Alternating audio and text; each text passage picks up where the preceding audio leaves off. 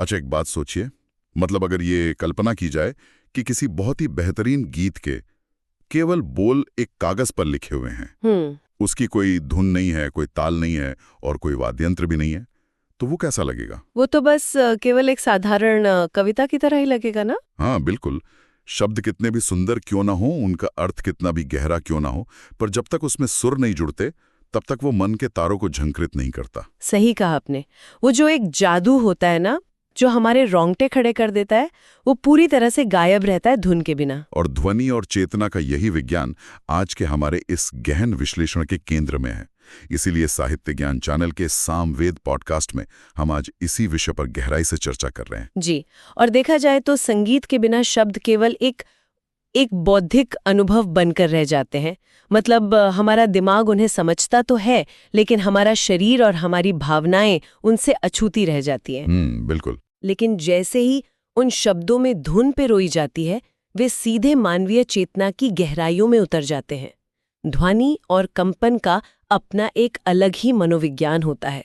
और हाल ही में मैं डॉक्टर रेखा व्यास द्वारा अनुदित और संस्कृत साहित्य प्रकाशन द्वारा प्रकाशित पुस्तक सामवेद का अध्ययन कर रहा था। सच कहूं तो इस पुस्तक ने प्राचीन भारतीय इतिहास को लेकर मेरी एक बहुत बड़ी भ्रांति को ही तोड़ दिया। अच्छा, वो क्या? देखिए, आमतौर पर हम लोगों में एक धारणा है कि सामवेद का अपना कोई स्वतंत्र अस्तित्व नहीं है। मतलब ऐसा लगता है कि ये बस ऋग्वेद का एक म्यूजिकल कवर वर्जन है। हाँ, एक कॉपी जैसा। बिल्कुल, उसकी एक कॉपी है जिसे बस गाकर पढ़ा जाता है। लेकिन आज का हमारा मिशन इसी धारणा का परीक्षण करना है। हम ये गहराई से समझेंगे कि कैसे ये ग्रंथ केवल कुछ मंत्रों का गायन नहीं है, बल्कि प्राचीन भारतीय समाज, लोक कला और एक बेहद जटिल संगीत विज्ञान का स्वतंत्र रूप है। और ये चर्चा इसलिए भी बहुत महत्वपूर्ण हो जाती है क्योंकि अक्सर हम वेदों को केवल धार्मिक या कर्मकांडीय चश्मे से ही देखते हैं। सही बात है। हम उन पर चढ़ी हुई रहस्य की परत को हटाकर ये देखने की कोशिश करेंगे कि हजारों साल पहले का मानव समाज प्रकृति की शक्तियों को या ध्वनि की तरंगों को किस वैज्ञानिक और कलात्मक नजरिए से देखता था। तो चलिए शुरुआत वहीं से करते हैं जहां सबसे ज्यादा भ्रम है, ऋग्वेद और सामवेद का संबंध। छांदोग्य उपनिषद में एक स्पष्ट पंक्ति आती है, या ऋक् तत्साम, यानी जो ऋक् है वही साम है। जी। अब सती तौर पर देखने से तो यही लगता है कि सामवेद ने बस ऋग्वेद के मंत्र उठाए और उन पर धुन लगा दी। लेकिन अनुवादक डॉक्टर रेखा व्यास ने प्रस्तावना में ही एक बहुत बड़ा विरोधाभास खड़ा किया है। और वो विरोधाभास बहुत ही तार्किक है ना? अगर सामवेद सिर्फ एक सॉन्ग बुक है, तो उपलब्ध सामवेद में लगभग 450 मंत्र ऐसे क्यों हैं जिन्हें पूरी तरह से गाया ही नहीं जा सकता? ये बात मुझे बहुत अटपटी लगी। हाँ, सोचने वाली बात है। मतलब अगर मैं कोई संगीत का एल्बम खरीदता हूं तो मैं चाहूंगा कि उसमें गाने हों। उसमें ना गाए जा सकने वाले मंत्र क्यों डाले गए? देखिए, यही वो बिंदु आता है जहां सामवेद की स्वतंत्र वास्तुकला समझ में आती है। ये विरोधाभास ही इस बात का प्रमाण है कि सामवेद केवल ऋग्वेद की कॉपी पेस्ट बिल्कुल नहीं है। अच्छा? उन 450 अग्रेय यानी न गाए जा सकने वाले मंत्रों का वहां होना एक विशेष उद्देश्य रखता है। प्राचीन काल में यज्ञ या सामूहिक अनुष्ठान कई दिनों तक चलते थे। बहुत लंबे समय तक। हाँ, तो वहाँ संगीत केवल मनोरंजन के लिए तो था नहीं, बल्कि एक बहुत ही अनुशासित प्रक्रिया का हिस्सा था। जो मंत्र गाए नहीं जाते थे वे संभवतः कनेक्टिंग टिश्यू या कथा सूत्र का काम करते थे। ओह, मतलब एक धुन से दूसरी धुन को जोड़ने के लिए? बिल्कुल। वे धुन के शुरू होने से पहले का माहौल बनाते थे या एक विशेष प्रकार के ध्यान और ठहराव के लिए इस्तेमाल होते थे।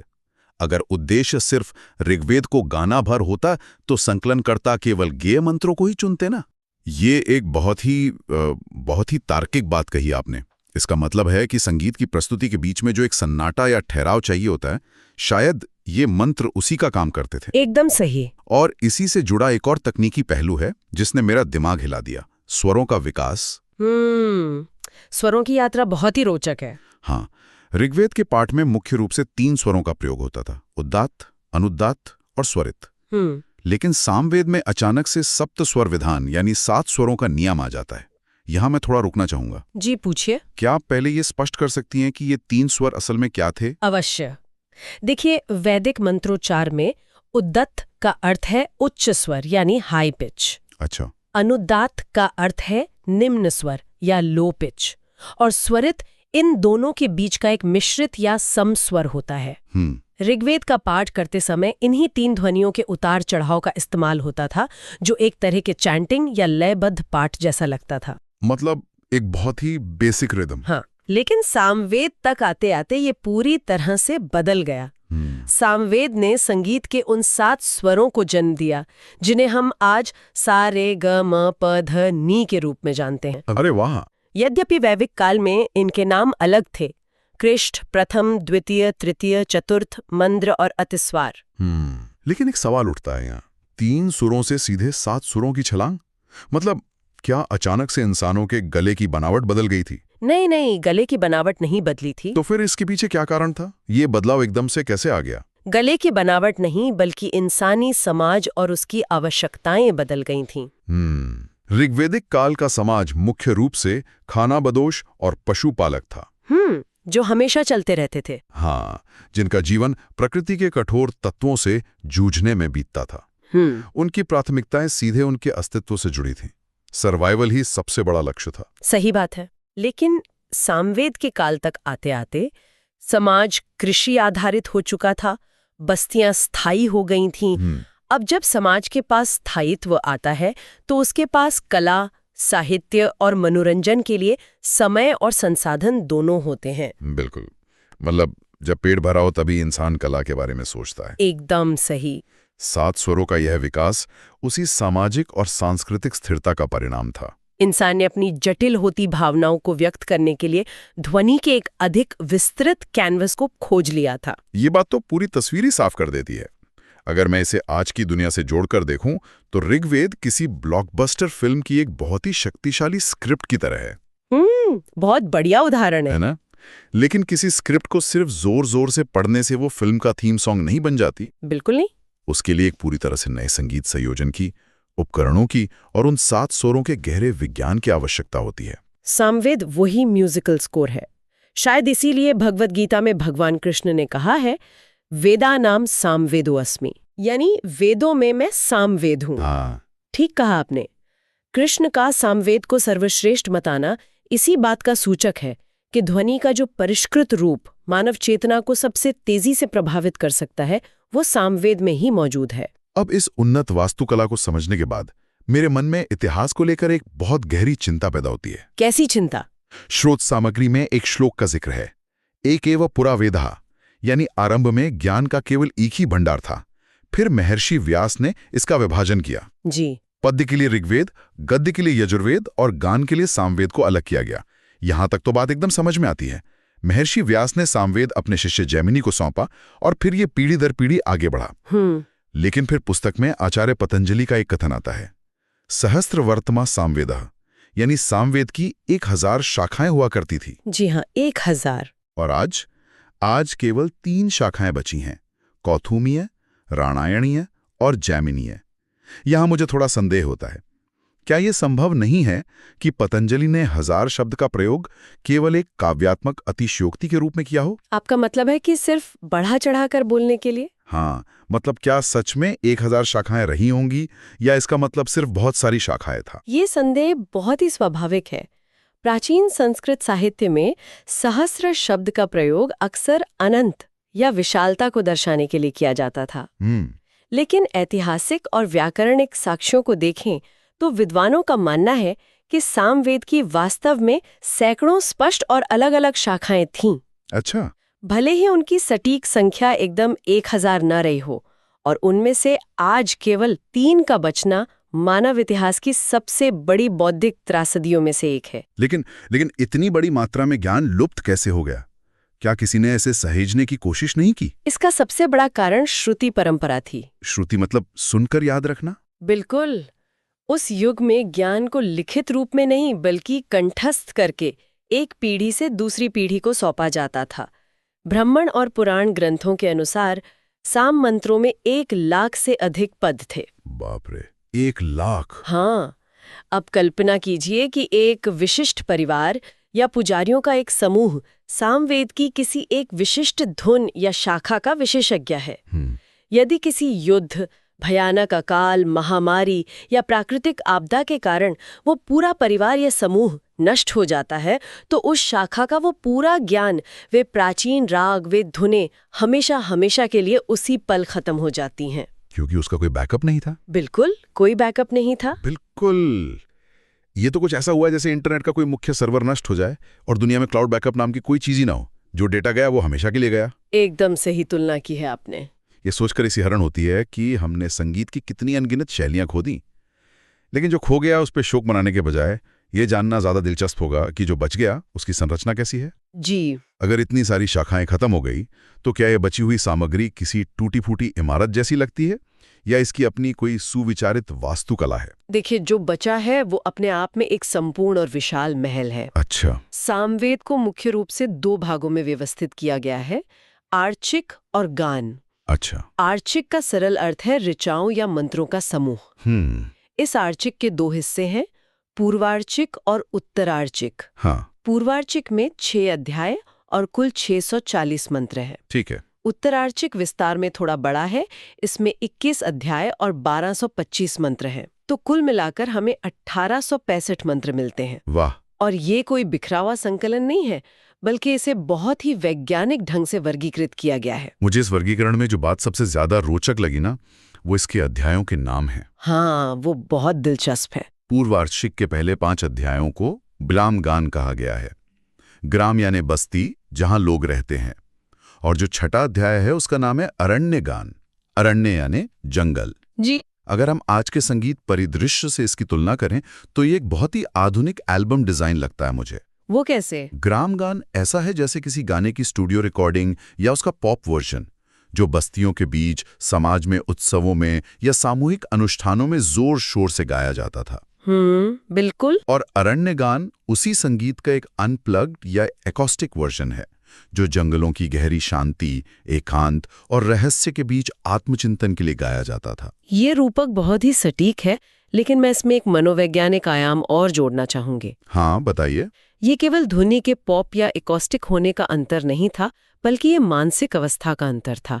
ग्राम गान समाज को एक धागे में पिरोने का काम करता था। अच्छा, कम्युनिटी बिल्डिंग की तरह? हैं तो उनकी चेतना एक स्तर पर आ जाती है।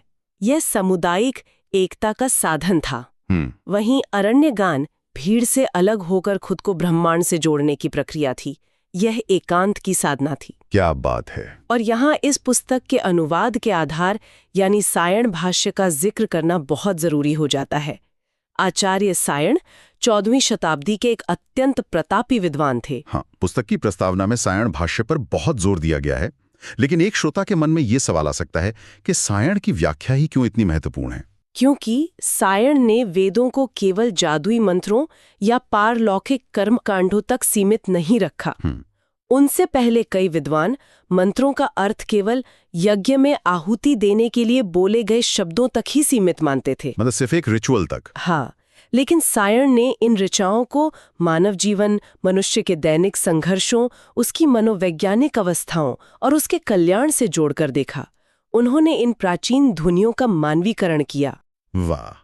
डॉक्टर रेखा व्यास ने इसी सायण भाष्य को आधार बनाकर यह सिद्ध किया है कि सामवेद का संगीत असल में इंसानी जज्बातों का ही एक विस्तार है। ये एक बहुत ही गहरी बात है। तो अब हमने इसके ढांचे और इसके दर्शन को समझ लिया है, तो चलिए उन नायकों से मिलते हैं जिनका इन गीतों में गुणगान किया गया है। बिल्कुल। सामवेद के मंत्रों में मुख्य रूप से 3 शक्तियों का आवाहन है, अग्नि, इंद्र और सोम। अग्नि से ही शुरू करते हैं। पुस्तक में अग्नि का जो विवरण है वो मुझे बहुत ही अनोखा लगा। हाँ, अग्नि को वेदों में होता कहा गया है। होता यानी वह जो देवताओं का आवाहन करता है, यज्ञ का पुरोहित है और इंसानों तथा देवताओं के बीच का दूत है। अच्छा। ऐसा माना जाता था कि अग्नि भौतिक पदार्थों को, जिन्हें हवि कहा जाता है, सूक्ष्म ऊर्जा में बदलकर ब्रह्मांड की शक्तियों तक पहुंचाती है। अग्नि रक्षक भी है और ज्ञान का प्रकाश भी। लेकिन जो बात मुझे सबसे ज्यादा आकर्षित कर गई वो इसका काव्यात्मक चित्रण है। स्रोत सामग्री में एक जगह अग्नि की लपटों की तुलना एक घोड़े की पूंछ से की गई है। जैसे घोड़ा अपनी पूंछ को हिलाकर खुद को कष्ट देने वाले मच्छर और मक्खियों को दूर भगाता है ना, जी वैसे ही अग्नि अपनी प्रज्वलित लपटों से यजमान के जीवन के कष्टों, बीमारियों और नकारात्मक शक्तियों को भस्म कर देती है। बिल्कुल। यह एक ईश्वरीय शक्ति के लिए कितना कितना जमीनी और साधारण जीवन से जुड़ा हुआ प्रतीक है। यही तो वैदिक ऋषियों की सबसे बड़ी कला थी। वे अमूर्त और विशाल ब्रह्मांडीय शक्तियों को समझाने के लिए प्रकृति के रोजमर्रा के दृश्यों का सहारा लेते थे, ताकि आम इंसान भी इसे समझ सके। हाँ, जिससे एक आम मनुष्य भी उस शक्ति से अपना जुड़ाव महसूस कर सके। और इसके बाद आते हैं इंद्र। देवताओं के राजा। तत्कालीन समाज के लिए इंद्र केवल बारिश या तूफान के देवता नहीं थे, बल्कि वे परम शक्तिशाली योद्धा और नेतृत्व के प्रतीक थे। वृत्रासुर जैसे अंधकार और सूखे के प्रतीक का नाश करने वाले। संवेदनशील और प्रशिक्षित हैं कि वे मंत्र सुनते ही या इंद्र के केवल एक इशारे मात्र से अपने आप रथ में जुट जाते हैं। इसमें जो तत्परता और असीम ऊर्जा का भाव है ना, वो उस समाज की निरंतर संघर्ष करने और आगे बढ़ने की मानसिकता को दिखाता है। बिल्कुल, वो एक ऐसा समाज था जिसे हर दिन प्राकृतिक आपदाओं या शत्रुओं से निपटना पड़ता था। ऐसे में उन्हें एक ऐसे आदर्श नायक की आवश्यकता थी जो निडर हो, जिसकी डिसीजन बहुत तेज हो। हाँ, जिसके पास त्वरित निर्णय लेने की क्षमता हो और जो अजेय हो। इंद्र उसी भौतिक और मनोवैज्ञानिक शक्ति के चरम बिंदु थे। लेकिन इन सबके बीच जो सबसे रहस्यमयी, सबसे जटिल और सबसे आकर्षक विषय है, वो है सोम। ओहो, सोम। जब मैंने सोम के बारे में पढ़ा तो मुझे लगा जैसे मैं किसी प्राचीन विज्ञान की प्रयोगशाला का विवरण पढ़ रहा हूँ। है ना, वो प्रक्रिया ही इतनी दिलचस्प है। सामवेद के पौमान पर्व में सोम को तैयार करने की जो पूरी प्रक्रिया बताई गई है, वो किसी साधारण पेड़ को बनाने जैसी बिल्कुल नहीं है। इसे पर्वतों से लाया जाता है, फिर विशेष पत्थरों से, जिन्हें ग्रावाणों कहा गया है, इसे कूटा जाता है। इसके बाद जो रस निकलता है उसे भेड़ के बालों से बनी एक विशेष छलनी से छाना जाता है जी। और फिर वो रस बूंद बूंद करके एक लकड़ी के पात्र में गिरता है, जिसे द्रोण कलश कहते हैं। पर सबसे अद्भुत तो उस रस के गिरने की आवाज का वर्णन है। हाँ, वो ऑडियो इमेजरी एकदम शानदार। मंत्र कहते हैं कि जब वो हरा और सुनहरा सोम कलश में गिरता है तो वो ऐसी आवाज करता है जैसे कोई लाल बैल रंभा रहा हो। बिल्कुल। अंत में इसे गाय के मीठे दूध या जल में मिलाया जाता है। इसे आनंद, स्फूर्ति और अमरता का दाता कहा गया है, जिसे पीकर इंद्र युद्ध के लिए प्रस्थान करते थे। मतलब अगर हम आज की शब्दावली में बात करें तो ये पूरी प्रक्रिया किसी बहुत ही जटिल आर्टिसनल कॉफी ब्रूइंग जैसी लगती है। या फिर ये उन प्राचीन योद्धाओं का कोई विशेष एनर्जी ड्रिंक था जो उन्हें शारीरिक रूप से ऊर्जावान कर देता था। यहाँ मैं इस तुलना में थोड़ा सा सुधार करना चाहूंगी। अच्छा। एक मॉडर्न एनर्जी ड्रिंक और सोम में एक बहुत बड़ा और बुनियादी अंतर है। वो क्या? देखिए, एनर्जी ड्रिंक पूरी तरह से एक रासायनिक प्रक्रिया है। आपने कैफीन पी और उसने आपके दिमाग के रिसेप्टर्स को ब्लॉक कर दिया। उसका संबंध केवल शरीर से है। हाँ, वो तो सिर्फ एक केमिकल रिएक्शन है। लेकिन सोम रस की जो प्रक्रिया आपने अभी बताई, वो केवल एक रसायन बनाने की विधि नहीं थी। विशिष्ट पत्थरों का चुनाव, भेड़ की ऊन की छलनी, लकड़ी का पात्र और सबसे महत्वपूर्ण, इस पूरी प्रक्रिया के दौरान गाए जाने वाले विशिष्ट सामगान। ओहो, मतलब वो भी संगीत के साथ जुड़ा था। बिल्कुल। ये भौतिक और मनोवैज्ञानिक दोनों स्तरों पर काम करता था। जब कोई व्यक्ति इस पूरी सचेत या माइंडफुल प्रक्रिया से गुजरता था तो उसका मन एकदम एकाग्र हो जाता था। सोम केवल एक वनस्पति का रस नहीं रह जाता था, वो एक आध्यात्मिक ट्रिगर बन जाता था। ये केवल शारीरिक स्फूर्ति नहीं देता था, बल्कि चेतना को उस उच्च स्तर पर ले जाता था जहां व्यक्ति खुद को प्रकृति और ईश्वर के साथ एकाकार महसूस कर सके। वाह! इसी कारण सोम को स्वयं एक देवता का दर्जा दिया गया। ये व्याख्या वास्तव में आंखें खोलने वाली है।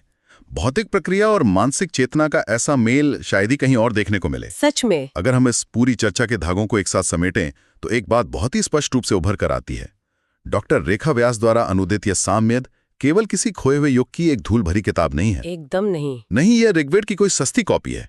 ये एक ऐसे जीवित, धड़कते और विकासशील समाज का आईना है जिसने यह समझ लिया था कि ब्रह्मांड का मूल स्वभाव ही ध्वनि और कंपन है। बिल्कुल सही कहा आपने। चाहे वो ग्राम गान में समाज को जोड़ने की बात हो, अरण्य गान में आत्मखोज की बात हो, या सोम की बूंदों के गिरने में बैल के रंभाने का संगीत ढूंढने की बात हो, ये ज्ञान, प्रकृति और मानव मन का एक बहुत ही सुंदर संगम है। मैं पूरी तरह से सहमत हूँ। सामवेद इस बात का प्रमाण है कि मानव ने ये बहुत पहले ही जान लिया था कि संगीत केवल कान को अच्छा लगने वाला एक शोरमहर नहीं है। यह एक वैज्ञानिक उपकरण है। यह मन की उथल-पुथल को शांत करने, बिखरे हुए समाज को एकजुट करने और मानवीय सीमाओं के पार जाकर ईश्वरीय आनंद को महसूस करने का सबसे प्रभावी साधन है। और इसी विचार के साथ इस गहन विश्लेषण को समाप्त करने का समय आ गया है। हमने शुरुआत में चर्चा की थी कि सामवेद में अचानक से 7 सुरों का विज्ञान कैसे सामने आया। जी। आज जब हम इस बात पे विचार करते हैं तो एक बहुत ही गहरा और विचारोत्तेजक तथ्य सामने आता है। आज दुनिया भर में हम जो भी संगीत सुनते हैं, चाहे वो भारतीय शास्त्रीय संगीत का कोई जटिल राग हो, बॉलीवुड की कोई लोकप्रिय धुन हो या कोई अंतर्राष्ट्रीय पॉप सॉन्ग हो, शायद हमारे होठों पर मौजूद वो आधुनिक धुन किसी न किसी रूप में उसी द्रोण कलश में गिरते हुए सोम की उस प्राचीन और जादुई आवाज से ही जुड़ी है। ये एक ऐसा विचार है जिसे हम यहीं छोड़ रहे हैं ताकि इस पर आगे का मनन किया जा सके। साहित्य ज्ञान चैनल के सामवेद पॉडकास्ट में ध्वनि, इतिहास और चेतना की इस अद्भुत यात्रा में हमारे साथ शामिल होने के लिए धन्यवाद।